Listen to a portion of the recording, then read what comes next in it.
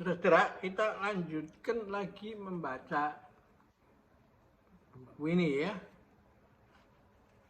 Dan saya akan tertarik untuk menyimak sebuah kuan yang unik. Dan yang membaca ini akan tersenyum itu. Judulnya bukan untuk mengalahkan, melainkan tidak bisa dikalahkan itu. Panjangnya cuma sedikit aja, kecil aja. Ya, satu halaman juga nggak sampai, atau ya paling banter satu halaman lah. One day, one page itu ya. Itu dianggap cukup untuk mencerahkan orang itu. Nggak usah ceramah bertele-tele itu. Alkisah ada seorang samurai ahli pedang yang sungguh mengerti misi latihan pedang. Orang itu bernama Tsukahara Bukuden itu ya. Nah, dia tidak pernah capek-capeknya menjelaskan tentang jalan pedang bukanlah latihan untuk membunuh, melainkan untuk melatih spiritual, disiplin pribadi, mengenal dia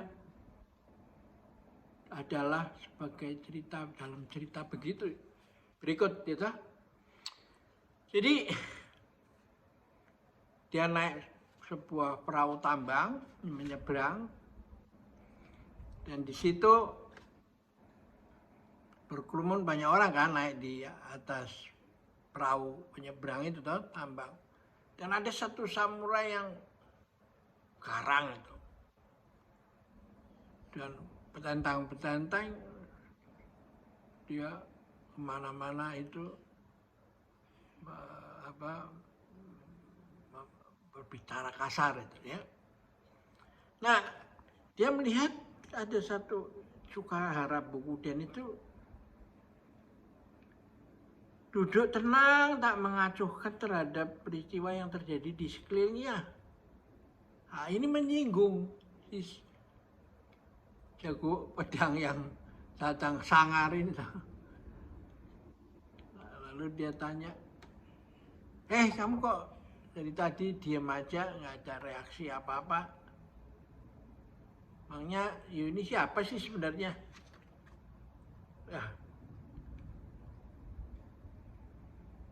Lalu kamu juga membawa pedang, mengapa tak berani buka mulut?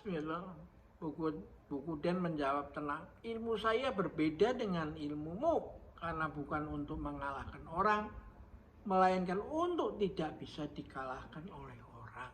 Ya. Nah, terjadilah percekcokan atau orang yang sangar ini terus mendesak. Lalu mengapa kamu begitu bawa pedang kemana-mana? Dia menjawab, bertanya, pedang ini dimaksudkan untuk memotong rasa keakuan yang sempit dan bukan untuk membunuh orang lain. Ya. Nah, orang itu marah karena dia merasa tersinggung tuh. Udahlah, gini aja, ayo kita coba bertanding, gitu. Adu, siapa yang lebih jago, kamu atau saya? Ya, lalu si Tsukahara Bukuden itu menjawab, kita mau berdiri di mana? Di sini kan ramai orang. Oke, tuh di sana. Kita perahunya dibawa ke sana, toh kita nanti sana sepi, nggak ada orang yang terluka kalau kita berkelahi, toh dibawa ke sana, di tempat yang yang sepian, toh. Nah, lalu apa yang terjadi? Karena si jagoan sangar ini tidak sabar untuk bertempur, lalu belum sampai menepi perahunya dia sudah loncat, gitu, menceburkan diri dan lalu lari ke pantai itu. Siap-siap untuk bertempur kan? Nah, Bukuden unik, dia serahkan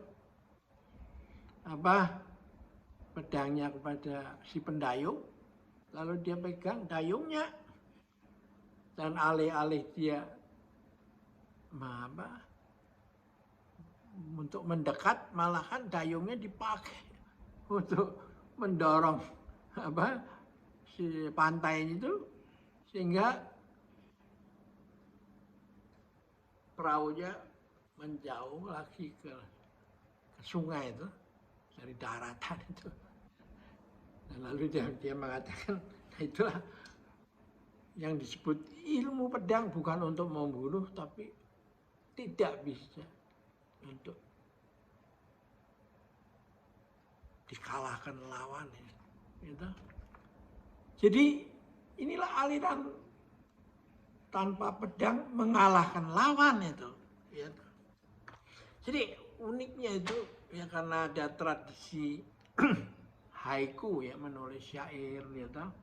Maka budaya Jepang itu dilatih terus-menerus untuk kalau bisa diselesaikan dengan satu artikel, ngapain bikin buku?